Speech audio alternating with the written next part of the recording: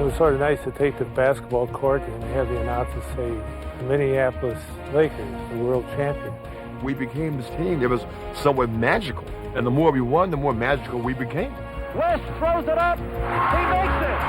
West threw it up and makes it. For 10 years, there wasn't a better team in the history of the NBA for sustaining excellence. What a play. Slam dunk. I want my team to be remembered as a great team. No matter what you did to them, you couldn't stop them. But in other words, I want people to say that team was unstoppable. Kobe on the move. Lobs for O'Neal for the dunk. Yeah, get a look at the dynasty. This is the next one right here.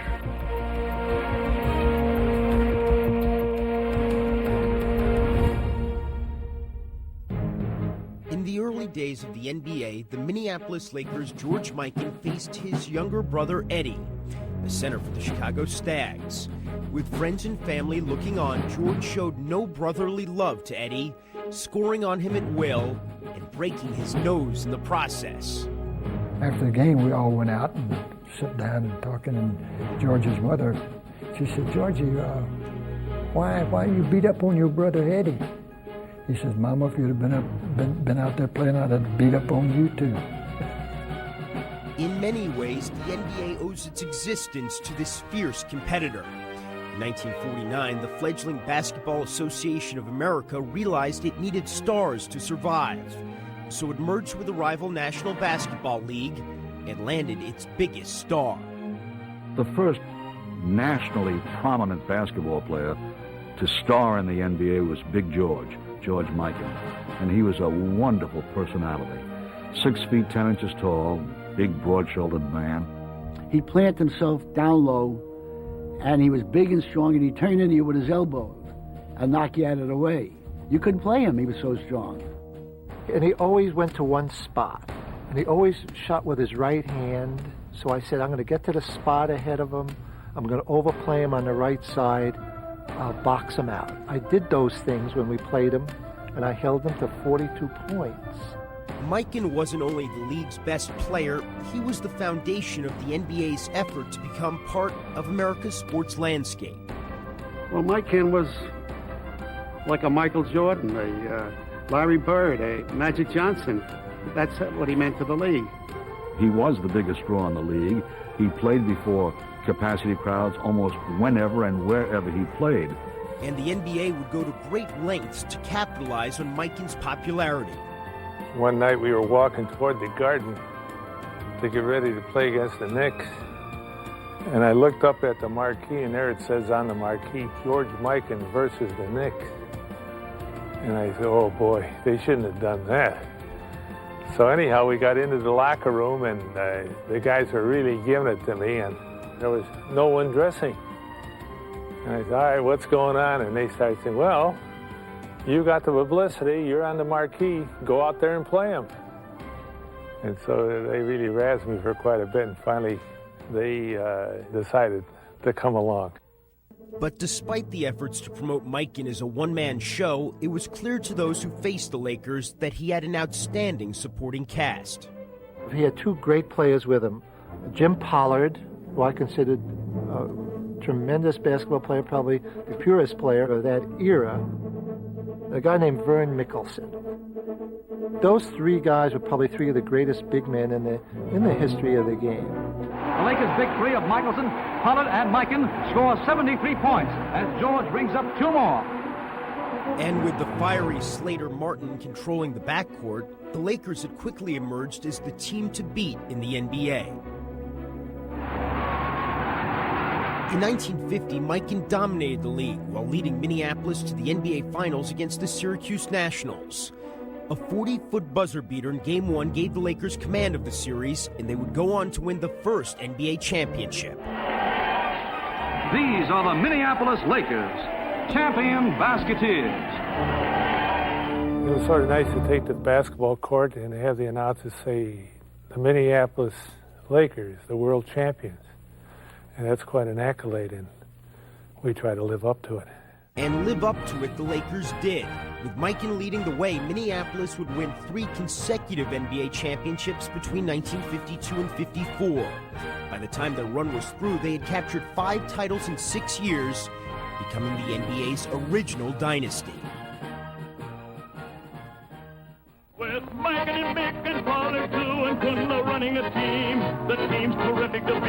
because basketball's supreme. There's something about that Lakers score that makes the fans want more. Eventually, injuries and time would catch up with Minneapolis. Mikan retired in 1954, but the legacy of the Lakers and the NBA's first superstar would endure. He did inject a lot of life into the league. That whole team did. Almost every one of those players are in the Hall of Fame. We had a great team. We played as a team, and we enjoyed every minute of it.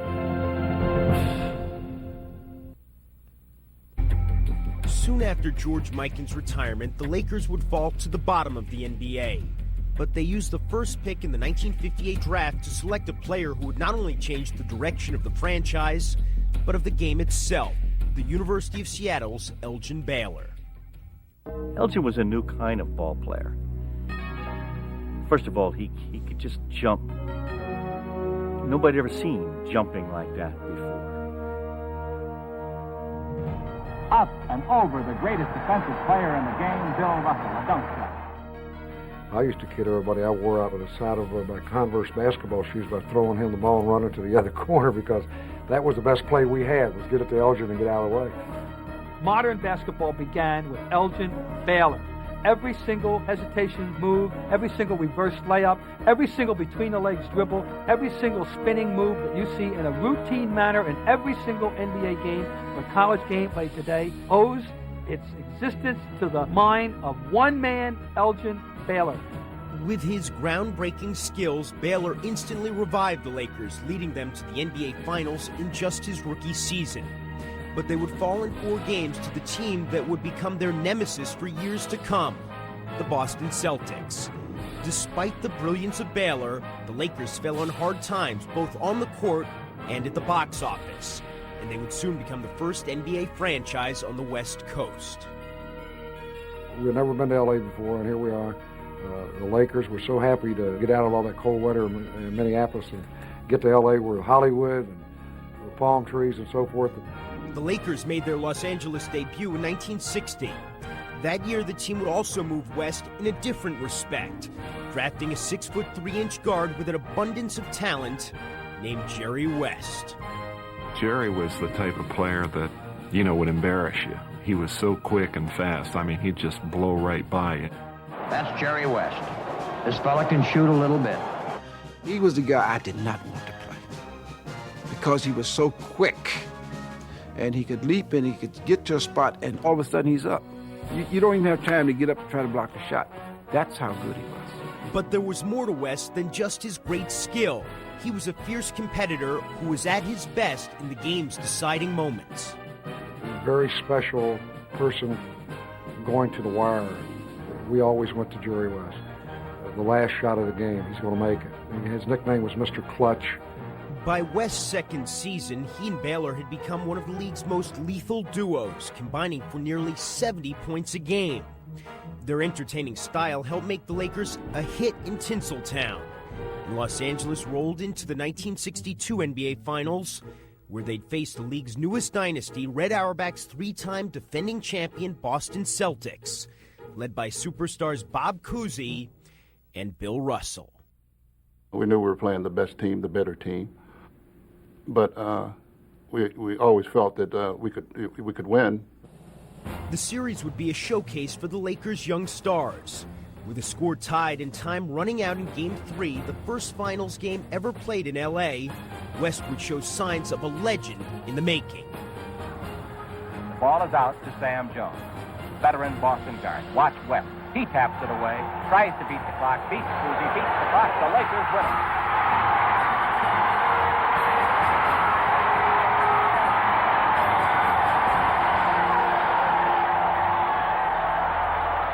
In Game 5, it would be Baylor's turn to astound as he scored a finals record 61 points.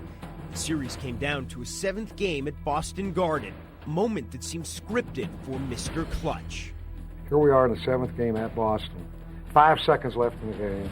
Timeout, score's tied at 100. We took the ball out at midcourt. I ran up and got the ball at the top of the key. So naturally, my first option, I looked at Jerry West. And unfortunately, he wasn't open. So my second option now is Frank Selvey. He's wide open. He got the ball squared away for the jump shot to make us the world champions. I'll watch this final play. It'll be Selvey again. A big moment. And it looked good to me. And I said, my gosh, this ball is going in. He does not make it. Russell the rebound, and this ball game goes into overtime. It hit the rim and kicked up in the air. The game ended, and we go to overtime. And Boston won 110 to 107. Auerbach is lighting up the cigar. And the buzzer goes off. It's all over. The Boston Celtics are once again the world champions.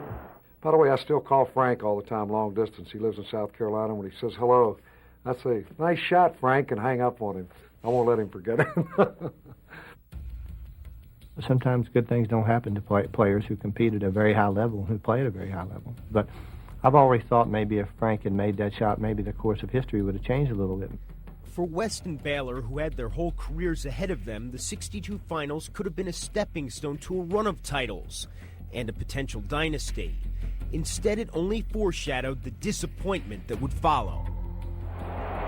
Time ticking away, and the ball game is over.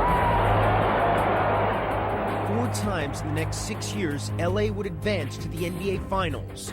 And each time, the individual talents of the Lakers would be eclipsed by the team play of the Celtics. West all alone. Look at Russell come down. And what a play by Russell! They had great chemistry. They had great depth. And Bill Russell made them special. We just did not have anyone to negate Bill Russell. It was just simple as that. In 1968, after losing to the Celtics in the finals for a 6th time, the frustrated Lakers and their new owner, Jack Kent Cooke, were determined to get a player who could match Bill Russell in the middle. That player was the game's most dominant force, Wilt Chamberlain. With guys like Jerry West and Elgin Baylor, I feel very, very happy that I'm being traded to a team that I believe may stand a chance to go down the record as one of the best teams in basketball ever. The Lakers' opportunity to finally dethrone the Celtics would come in the 1969 finals, and an LA triumph seemed imminent. Russell, Boston's 35-year-old player-coach, was in his final season, and the team had barely made the playoffs. We all felt that we had the best team, the better team. We had the best record. We beat them during the season. We were the better team. And West, knowing that this could be the Lakers' last and best chance to beat Boston, was playing the finest basketball of his life. Jerry West, he had the best championship of any player that I've ever seen. And he averaged over 40 points a game against the Celtics. He was unstoppable because he wanted to win. Despite the heroics of West, the Celtics were able to extend the series to a 7th game. But for the first time, it would be at the Forum in Los Angeles, where Jack Kent Cooke had planned a special celebration. Jack Kent Cooke was the owner of the Lakers. He put out a sheet in all the seats. When the Lakers win the championship, the USC band would play Happy Days Are Here Again. The balloons in the rafters would fall down, and Chick Hearns would interview Elgin Baylor, Jerry West, and Wilt Chamberlain in that particular order. But the Lakers fell behind early and were in even deeper trouble when Chamberlain left the game in the 4th quarter with an injured knee. He pleaded to re-enter the game, but Laker coach Butch Van Bradekoff, who had feuded with Wilt all season, ignored his big man's pleas. Van Bradekoff refused to put him back into the game, and Jack Kent Cooke came down and told Van Bradekoff to do it, and Van Bradekoff turned around to the owner and expressed a very simple epithet to get out of there. It was madness. Even with Wilt on the bench, LA fought back and pulled to within a point. With time running out, Boston's Don Nelson launched a shot that bounced high off the rim, just as Frank Selvey's had 7 years earlier. Erickson taps the ball to Nelson, whose shot bounces straight up and then straight through. Don Nelson made a shot that I've never seen in all the years of basketball except that one time. It was absolutely extraordinary. And the Celtics, they have done it again. A spectacular finish. Jerry West was named the Finals MVP after averaging more than 40 points a game. the only time a player on the losing team had won the award. But Russell and the Celtics walked off with yet another championship trophy. The Lakers were left to ponder their 7th finals defeat in 11 years at the hands of Boston. No way should we have lost to Boston. Just no way. I mean, I still don't know how we lost to Boston. It's a mystery to me. I think that was the toughest loss. I think that affected the players that had been there all the years more than anyone. I can remember the champagne bottles popping in the dressing room next door, and the Celtics celebrating, and Jerry West, after everybody cleared out, was still sitting in his seat with his uniform on. He hadn't taken a shower. Everybody else is gone. He's still just sitting there. How it would eat at him because he's such a winner, but yet the World Championship eluded him all these years. I thought we should have won in 1969. I thought we had the better team. And those are the things that leave the emotional scars. Even to this day, it's like you can almost recall the ghost of the past. It doesn't feel very good. The following season would bring more late-game heroics from West in the finals. 2 seconds, 1 second. West throws it up. He makes it. West threw it up and makes it. But in the end, the Lakers' anguish would continue as they would once again lose in the 7th game, this time to the New York Knicks. When they were ushered out of the 1971 playoffs by Kareem Abdul-Jabbar's Milwaukee Bucks, it seemed the likely end of the championship dream for this group of Lakers. Chamberlain and West were both in the twilight of their careers, and Elgin Baylor would retire 8 games into the 1972 season. But the Lakers had made some crucial additions. Sharpshooting guard Gail Goodrich, and former Celtic Bill Sharman, their new coach whose presence seemed to spark something in the team's psyche. He made us believe in ourselves. He made me believe in myself that we could do it one more time.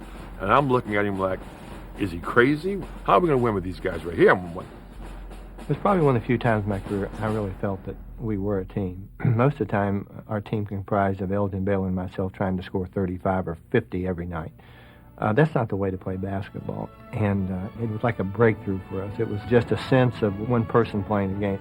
Suddenly, everything seemed to click for the Lakers as they won an astonishing 33 straight games, the longest winning streak in the history of professional sports. At last, all of a sudden things are happening our way. I mean, we were getting some of the good turns. We were getting some of the bounce of the ball. And so all of a sudden, we became this team that was somewhat magical. And the more we won, the more magical we became. It was that one opening in the clouds. This just seemed really easy to do. It seemed like we were destined to win. After 8 straight losses in the finals dating to 1959, the 72 Lakers would finally win an NBA championship, defeating New York in 5 games. Goodrich passes under to Wilt. He puts it up and slams it. The Lakers had not only ended more than a decade of frustration, they'd established themselves as one of the greatest teams in the history of the NBA.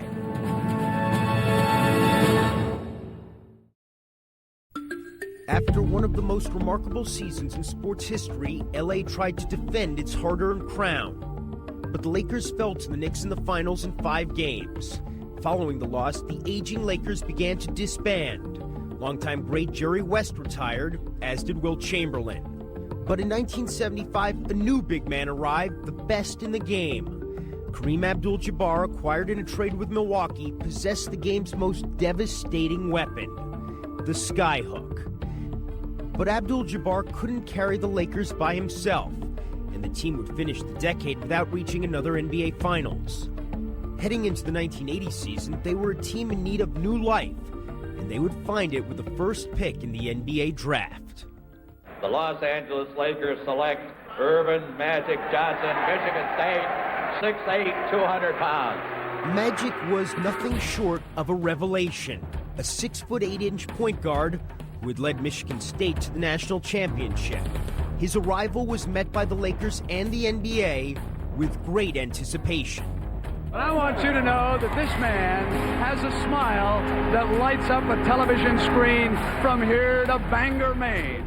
And from his very first game, Magic made it clear that Laker basketball would never be played the same way again. He was tight game. And finally it came down to the last second. I can still see Kareem cutting across the middle. To Kareem. Skyhook up and good. Lakers win. I'm running over there, full speed. I'm jumping up. I'm choking him. Yeah. And Magic Johnson is out there celebrating like they just won the NCAA championship. He turns, so serious. I said, "Buck, we got 81 more games. Quit choking me." But it was one point I think that they really realized about me was that I was going to be doing that for 81 more games. Magic's enthusiasm was contagious, and he helped spark Kareem to an MVP season. The Lakers would ride their new tandem all the way to the NBA Finals, where they would face Dr. J and the Philadelphia 76ers. After splitting the first 4 games, the Lakers' fortune seemed to turn in the pivotal 5th game. Kareem turns underneath, puts it up and scores on a finger roll. 5, but Kareem's hurt. Kareem turned an ankle. But the Lakers captain would return, leading Los Angeles to a stirring victory and a 3-2 series lead. His injury, however, would prevent him from making the trip to Philadelphia for Game 6. So we get on a plane to go to Philly. And I'm like the last one on. So, we all got our favorite seats. And Kareem's seat was vacant. So I said, never fear, guys. Magic is here. A young man by the name of Magic Johnson is going to start at center. Magic's confidence lifted his team's spirits, and he backed up his words with one of the most electrifying games in NBA playoff history. Magic, one has to work. So beautiful pass by the rookie. Johnson played all 5 positions on the floor, and he would finish with 42 points, 15 rebounds, and 7 assists, leading the Lakers to their first NBA championship since 1972. And the most valuable player is Magic Johnson. He starts at center, plays forward and guard. This is your first year and you're here. How many more of these would you like to get under your belt? About 20. But in 1981, the Lakers faced internal conflict. Were they a running team led by Johnson or a traditional half-court team anchored by Abdul-Jabbar? The end result was a first-round playoff loss to the Houston Rockets. And 11 games into the following season, LA would fire head coach Paul Westhead, replacing him with one of his assistants, former Laker reserve Pat Riley. When Riley took over, he realized that while Kareem may have been the Lakers' best player, the team would be defined by Magic Johnson. He had an incredible passion to play basketball. His style of play, his personality was the identity of what that team is going to be about. Magic is straight down the middle. Still going. Oh! Highlight film! The Lakers attacked their opponents in waves, bringing a new excitement to the league. We didn't care who we were playing. We didn't care how many points we were down. Our whole goal was to run you into the ground. Nixon in the front court, 3-on-3. Left side to Magic. Magic all the way. Spin it up and in. With Magic at the controls, the Lakers' fast break style became known as Showtime. Now, Showtime was coming down on the fast break, looking left, and throwing right. Showtime. Woo! How did he see him? Jones wanted it, but Magic wants it more. Dribble behind the back. Oh, what a play! Slam dunk! But the success of Showtime was much more than Magic Johnson. Over the years, the Lakers would be loaded with players who fit perfectly into their fast break system.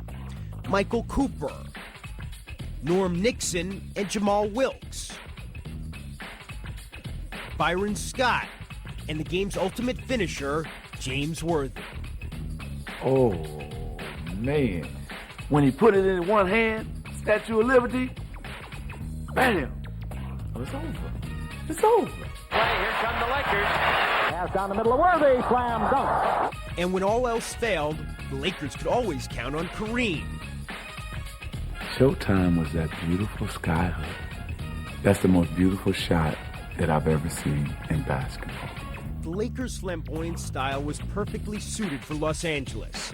And the Forum became more than a place to see a basketball game. It became a Hollywood scene. I wouldn't do an hour series in those days because I said I'm not going to miss those games. I don't care what team it was they were playing. There was always a magic happening out on that floor. Magic! The crowd will be talking about that for a week. You're sitting there, and then all of a sudden you're up out of your seat. And you don't know how you stood up. You didn't know that you were up. Because it captivated you. It put you right here. Magic Johnson leads the attack. Look at that pass. Oh, what a show. Great play. Oh, what a show. With 22-year-old Magic Johnson running the show, the Lakers had become an NBA power. And in 1982, they'd captured their second championship in 3 years. But the Lakers were doing more than just winning. Their exciting style was bringing the league to new heights of popularity. They weren't doing it alone, however. On the East Coast, Larry Bird was doing for the Celtics what Magic had done for the Lakers. Look out, Bird's in the crowd trying to get a loose ball back, and by golly, he does it. Bird, who had lost to Magic in the 1979 NCAA Finals, had brought his Celtics to a championship in 1981. And like Magic, he played with passion and unselfishness. That one of them was the urban black kid from Michigan, and the other one was the manure-kicking country boy from Indiana, and one of them with the Lakers, and one of them with the Celtics. I mean, that was perfect. That's central casting.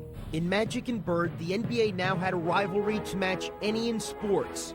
And the Lakers and Celtics took on the personalities of their leading men. The Lakers were about showtime, and the Celtics were about work ethic, and that thing just sort of built to a frenzy. The blue-collar Celtics, the kind of white-collar Lakers.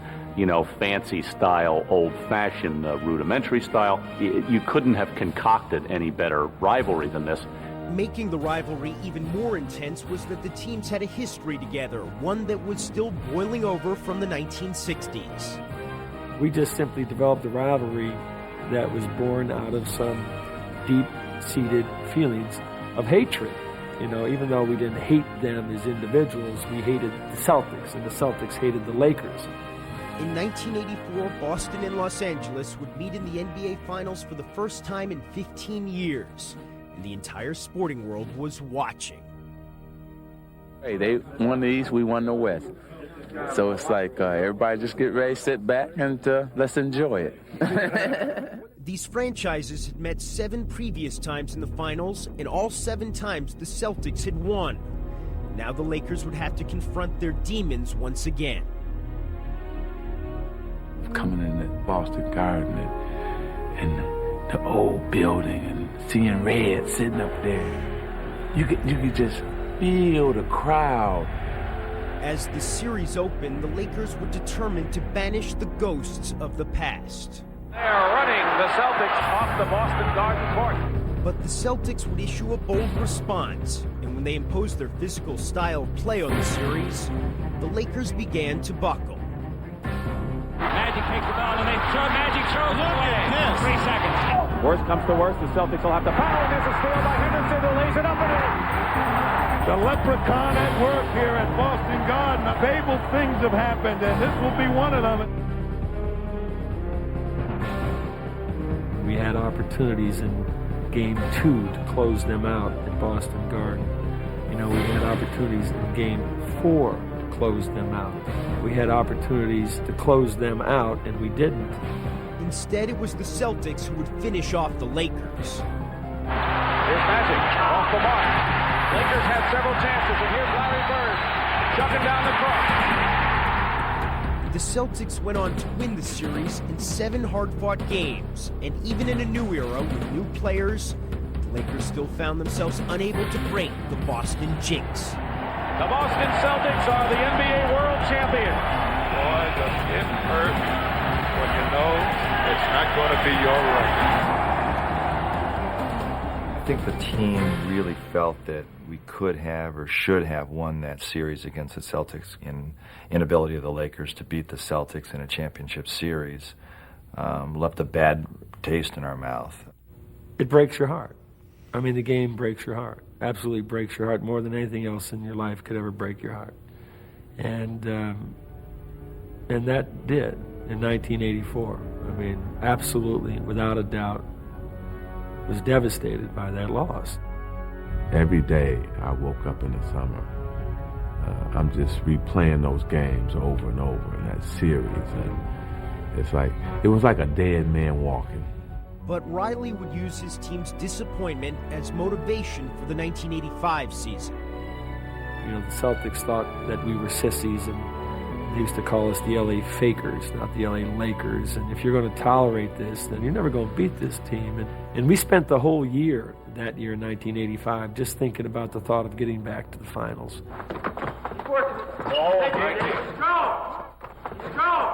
He made us believe that for the next 8 months, you had to dream and think and eat and believe in nothing but basketball. You know, everything outside of basketball didn't matter. And that's what we believed. I mean, we were that driven to win a championship. The Lakers roared back into the finals, and as fate would have it, they would get an immediate chance for revenge. The Boston Celtics and the Los Angeles Lakers get ready for the World Series of Basketball, the NBA Championship Series. Our team needed the Celtics, wanted the Celtics, had to purge the Celtics from our conscious souls in order to feel sort of complete. But instead of marching toward redemption, the Lakers were stumbling out of the gate as the series began. Lakers are totally out of their game right now, and they're not used to this. Parrish has beaten the ball up the court every single time. The Celtics would overwhelm the Lakers, handing them a humiliating defeat. No contest, game one. Give it to the Boston Celtics by a wide margin. 38-year-old Kareem Abdul-Jabbar had played the worst playoff game of his career. Many thought he and the Lakers were finished after losing by 34 points. The worst loss in finals history, it was dubbed the Memorial Day Massacre. Pat Riley, he drilled us so bad. He made us watch that game over and over and over again. But I think that was the best thing that happened for us. The Lakers were determined to put their nightmare behind them, and they would do just that. See the aggressiveness of the Lakers. Bullet pass, Magic to James Worthy. 4 on the shot clock. Kareem goes up and stuffs it through. In Game 2, Kareem and the Lakers would come storming back and prove their critics wrong. I tell you, Kareem is really responding to the challenge of this ball game. Wow. Well, it feels good, to know that you're not dead. They had people throwing dirt on my face. It's good to know that I was a little premature. Kareem's performance would inspire his teammates, and the Lakers would grab a 3-2 series lead. Long skyhook, in and out, and there's Magic Johnson. And as the series headed back to Boston for Game 6, LA would try to become the first team in finals history to eliminate the Celtics on their home floor. As soon as we hit town, it was like the devil hitting town. It's like, uh-oh. I mean, the baggage guy at the airport. Oh, Magic! Larry's gonna kill you tomorrow. But while the Lakers of the past had fallen victim to the Celtic mystique, this team would be different. Magic right side to Worthy, slams up. And here come the Lakers. Magic, There was a time in the fourth quarter when Kareem hit a sweeping skyhook, and when that shot went in, and he turned, and he put his fists up in the air like this, and he ran back down the court, I knew, he knew, we knew, they knew, this was over. The Lakers are winning it. 3 in 6 years. LA comes to Boston and wins the world title.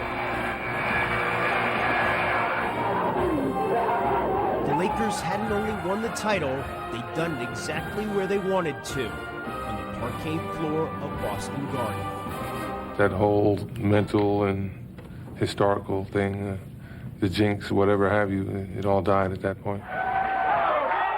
I'm watching the game by myself at home and really loving it. And all of a sudden the phone rings. I grab the phone and a voice says, "Are you watching?"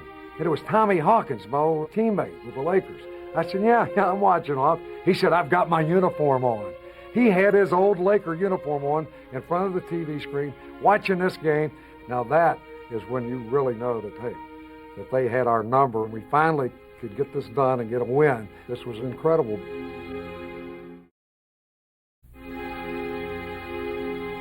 After finally conquering the Celtics and winning their third title in 6 years, the Lakers felt invincible. But in the 1986 playoffs, the Rockets would bring them back to earth. Sampson. A miraculous shot has given the Houston Rockets the Western Conference Championship. The 5-game loss to Houston stunned the Lakers, who had fully expected another showdown against the Celtics in the NBA Finals. And coupled with the aging of Kareem Abdul-Jabbar, it could have sent the team into a state of decline. But Pat Riley realized that change could come from within. I'll never forget that day as long as I live. He comes to me and he says, it's going to be your season. I want you to score more because in order for us to win, you have to become more of a dominant player. So he said, do you have anything you want to say? I said, did you ask Kareem? Riley's bold move was just the remedy the Lakers needed. Magic flourished in his new role, and the team thrived with him as its new focal point. Here come the Lakers. Magic. Johnson would win the first of his 3 MVP awards, and the Lakers advanced to the 1987 Finals, where they'd renew acquaintances with their old rivals, the reigning champion Boston Celtics.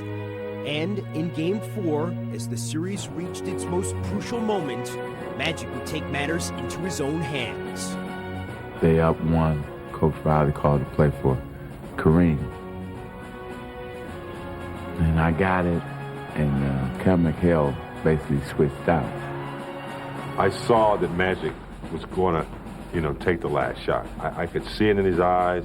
I could see him say, like, this is not happening. And so I got to go. To the left goes Magic. He's got it. He didn't shoot it. 5 seconds left. Magic down the middle, just what I thought. A hook shot at 12. Good!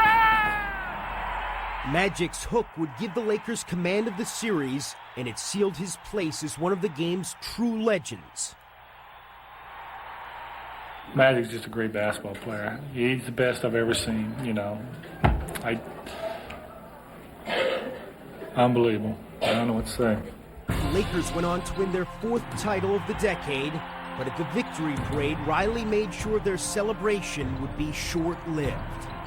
I feel grateful to be part of the team, and I'm guaranteeing everybody here, next year we're going to win it again.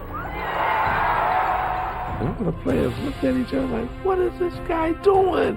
My mouth dropped, my heart stopped pounding, and all of a sudden I started thinking about getting ready to do it again. Back-to-back hadn't been accomplished in over 19 years. And that was our challenge. He said, you're just going to be another team that won championships. Now you can be a team of history. You can have a dynasty. If the Lakers were going to make history, they'd have to earn it. Los Angeles scrapped its way to a 62-win season. The ball rolls free. Magic wants it. Magic's got it. Bounce under! Rambert scores! And on their way to the finals, they'd have to endure 2 grueling 7-game series. But not even that was enough to fully shed the Lakers of their Showtime image. Everybody gave the Celtics credit for being a smart team and being a lunch pail, blue-collar type team. But they never gave us that credit. It was always fancy-free, and we would just outrun you. So we wanted to prove everybody wrong. The 1988 Finals against the Detroit Pistons, one of the toughest teams ever to play in the NBA, would give the Lakers the opportunity they'd been waiting for. A chance not only to define themselves, but their place in NBA history.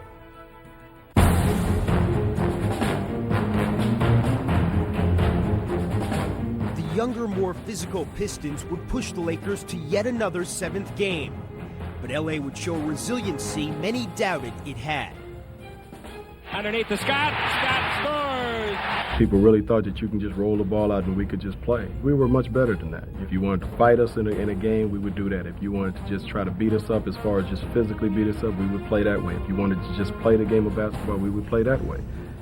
Fumble and Russell was knocked away to Magic. No look to Worthy, underneath score! The Lakers have won it again.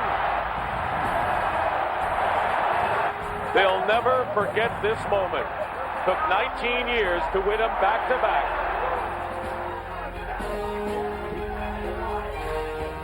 Back-to-back! Yeah! Yeah! Well, would you like to step up here and guarantee a third straight to start this off, Coach? The Showtime Lakers had left a legacy as the team of the 80s, ending the decade with 8 finals appearances and 5 NBA titles. They'd established themselves as the greatest dynasty since the 60s, and had proven they were a team not only of style, but of substance and of history.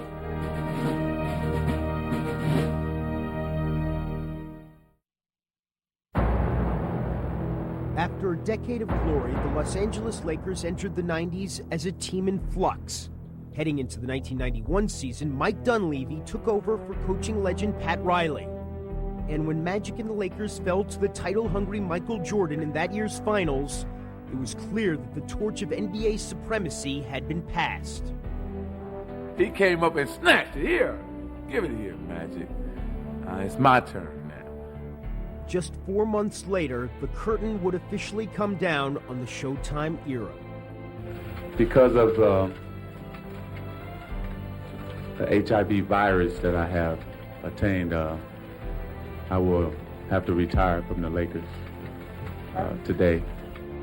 Magic's abrupt exit from the game left the Lakers starless and leaderless. The team would spend the early 90s in a constant state of frustration. And despite a host of new coaches, this once proud franchise realized that something more was needed to recapture its glory.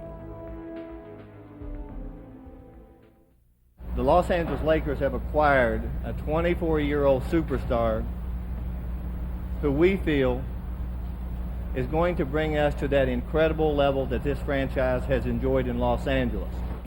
In acquiring 7'1" Shaquille O'Neal, the Lakers once again possessed the league's biggest star. What a combination of finesse and power! I knew that they had great tradition, great history, and I knew that if I would come, that I would have big shoes to fill.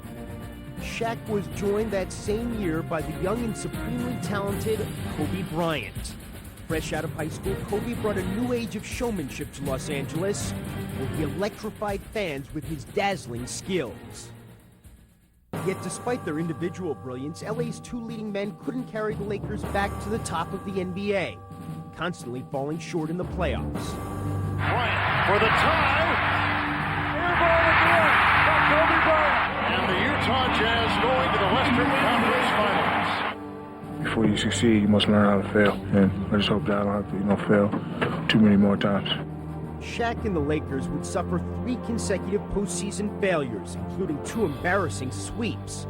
So in 1999, LA would look to change the fortunes of the franchise with one bold stroke. Without further ado, the new coach of the Los Angeles Lakers, Phil Jackson.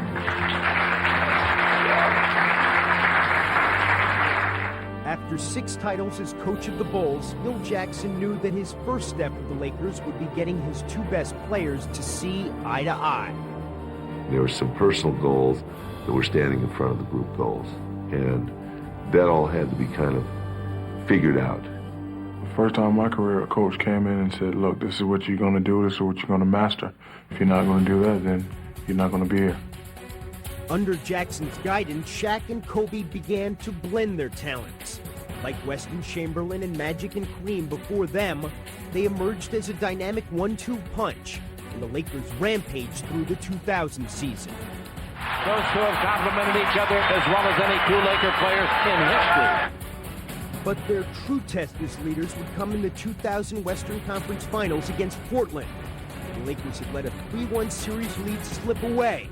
And in Game 7, it seemed they would add another chapter to their saga of playoff misery, as the Trailblazers took a commanding lead into the 4th quarter. This is a 15-point game.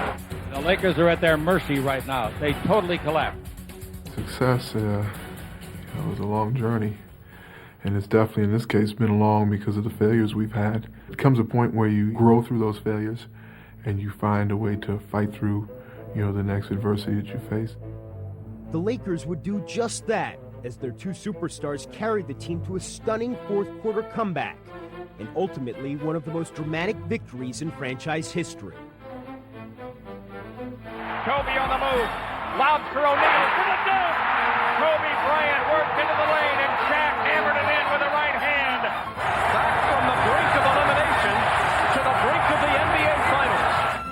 Kobe and Shaq would continue their spectacular play in the finals, and with LA's victory, the team's championship tradition had been reborn. And the Lakers are the 2000 NBA champions. They're going wild at Staples Center.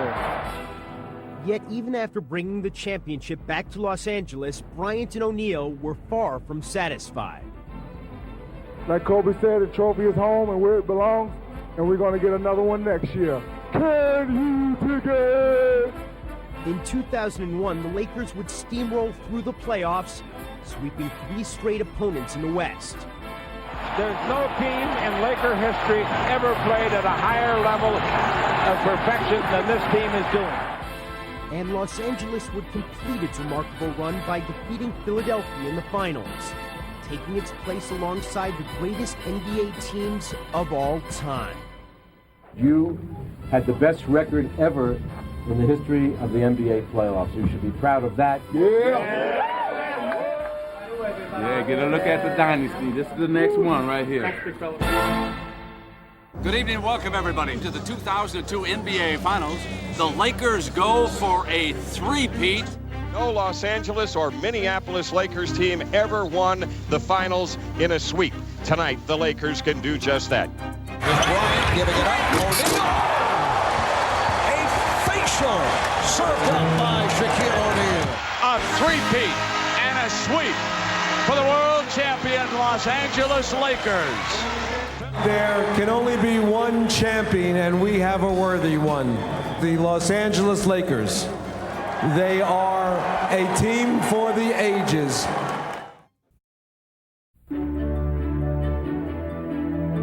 The history of the Lakers is filled with legendary teams and players.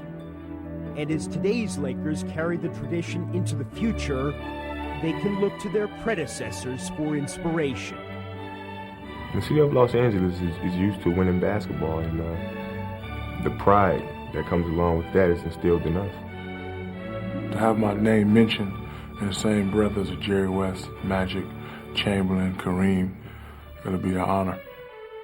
I want you to hang my jersey up there when it's all said and done.